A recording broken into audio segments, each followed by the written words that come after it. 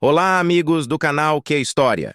No vídeo de hoje vamos falar sobre Juscelino Kubitschek, também conhecido como JK. Foi um importante político brasileiro. Foi presidente do Brasil de 1956 a 1961 e foi o responsável pela construção de Brasília. Mas antes de iniciar o vídeo, peço a você que deixe aí seu like, compartilhe com seus amigos e familiares e deixe aí nos comentários quem foi o maior presidente da República do Brasil. Após a vinheta, vamos ao vídeo.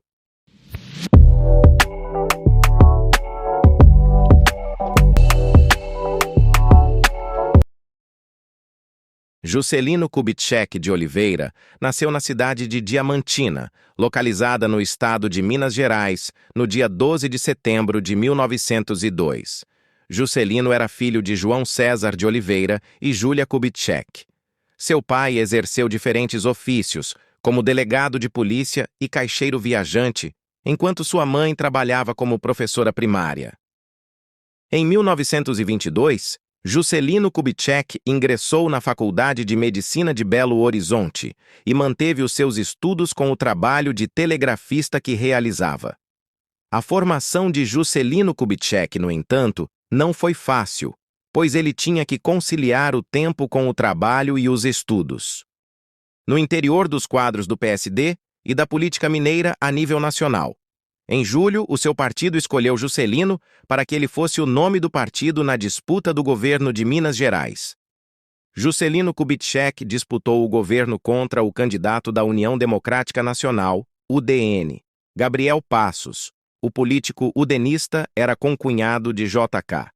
JK percorreu todo o estado de Minas em campanha pela sua eleição e saiu vencedor dessa disputa ao obter mais de 700 mil votos. Em 31 de janeiro de 1951, Juscelino Kubitschek assumiu como governador de Minas Gerais. Já no governo de Minas Gerais, Juscelino manifestou uma característica que seria a marca de seu governo quando foi presidente do Brasil: o desenvolvimentismo.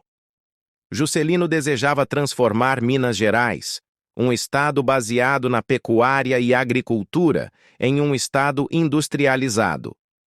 Para isso, investiu maciçamente na produção de energia elétrica, construção de estradas e no desenvolvimento de novas indústrias.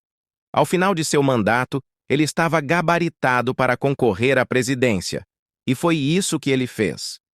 A possibilidade da candidatura presidencial de Juscelino Kubitschek alarmava a UDN e seu grande expoente, o jornalista Carlos Lacerda.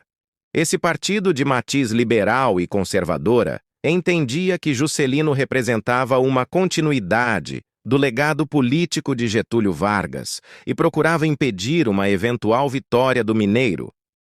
A UDN e Carlos Lacerda atuaram de todas as formas possíveis para que um golpe militar e parlamentar acontecesse no país e um governo provisório fosse formado para impedir que a eleição de 1955 fosse realizada. A aliança entre o Partido Trabalhista Brasileiro, PTB, e o PSD para a disputa presidencial transformou JK no alvo de Carlos Lacerda. Diariamente, Carlos Lacerda defendia a imposição de um regime de emergência para impedir o retorno do PTB ao poder. A eleição presidencial de 1955 foi realizada nesse clima político conturbado. O resultado dessa eleição foi apertado e Juscelino ganhou por uma diferença de pouco mais de 400 mil votos, obtendo 36% dos votos.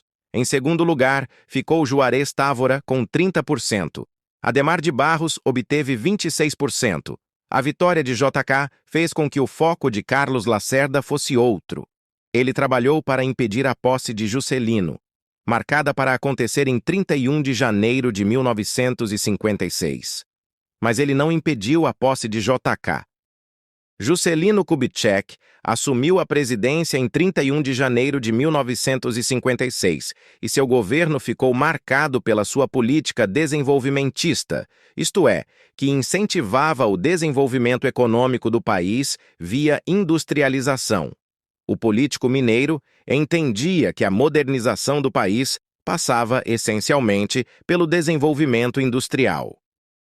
Para sustentar sua proposta desenvolvimentista, o governo JK organizou o Plano de Metas, um programa econômico que estipulava 31 metas para garantir o desenvolvimento econômico do Brasil.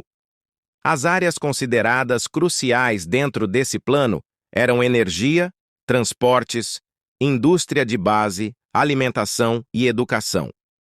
Entre as prioridades, as áreas de alimentação e educação foram as que receberam a menor fatia dos recursos alocados para o plano de metas. A indústria de base, energia e de transporte receberam somas altíssimas de investimentos do governo, que construiu estradas pelo país, incentivou o desenvolvimento da indústria e ampliou o fornecimento de energia elétrica. Brasília foi construída durante o governo de Juscelino Kubitschek, e a construção da capital movimentou uma vultuosa soma de dinheiro. O grande projeto do governo JK foi a construção de Brasília e a transferência da capital para o Planalto Central. Essa ideia era ventilada na política brasileira desde o final do século XIX e foi transformada em promessa de campanha de Juscelino, supostamente após ele ser questionado por um eleitor sobre a construção de uma nova capital para o Brasil. A construção de Brasília se estendeu por todo o seu mandato e foi um projeto grandioso, movimentando uma enorme soma de dinheiro. Até hoje não se tem certeza da quantia que foi gasta na construção da nova capital. O projeto contou com a participação de nomes como Oscar Niemeyer e Lúcio Costa. A fundação da nova capital aconteceu em 21 de abril de 1960. Depois que seu mandato como presidente se encerrou, Juscelino prosseguiu na política, elegendo-se senador por Goiás. Ele continuava filiado ao PSD e obteve quase 150 mil votos na disputa eleitoral. Depois se licenciou. Anos depois, silenciou-se e consentiu com o golpe militar, votando para a eleição indireta de Humberto Castelo Branco em abril de 1964. Uma vez estabelecida a ditadura no país, a repressão se voltou contra o próprio Juscelino Kubitschek. O governo militar ordenou a cassação dos direitos políticos de Juscelino por 10 anos. O seu partido tentou reverter a situação, mas a repressão tinha vindo para ficar. Ainda em 1964, Juscelino Kubitschek decidiu mudar-se para a Europa. Em 1966, ele aderiu à Frente Ampla, movimento encabeçado por Carlos Lacerda pela redemocratização do país. O movimento também contou com o apoio do ex-presidente João Goulart, derrubado pelo golpe em 1964. Em 1967, Juscelino retornou ao Brasil para atuar pela Frente Ampla, mas foi intensamente monitorado pelo governo militar. Em 1968, a Frente Ampla teve sua atuação proibida pelo governo e Juscelino afastou-se definitivamente da política brasileira. JK passou a atuar no ramo empresarial privado e teve uma morte polêmica em 22 de agosto de 1976, quando sofreu um acidente de carro na Via Dutra.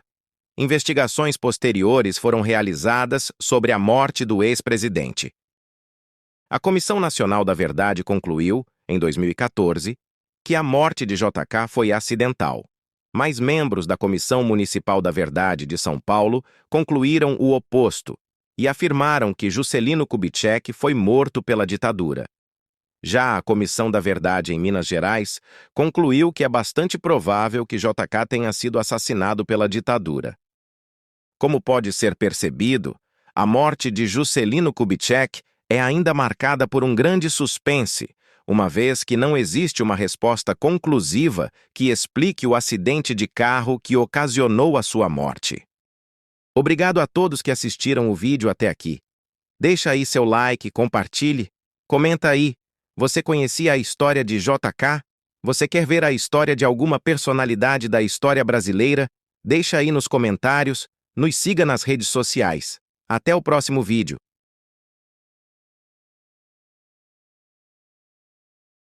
Se inscreva no canal. Compartilhe aí com seus amigos e sua família.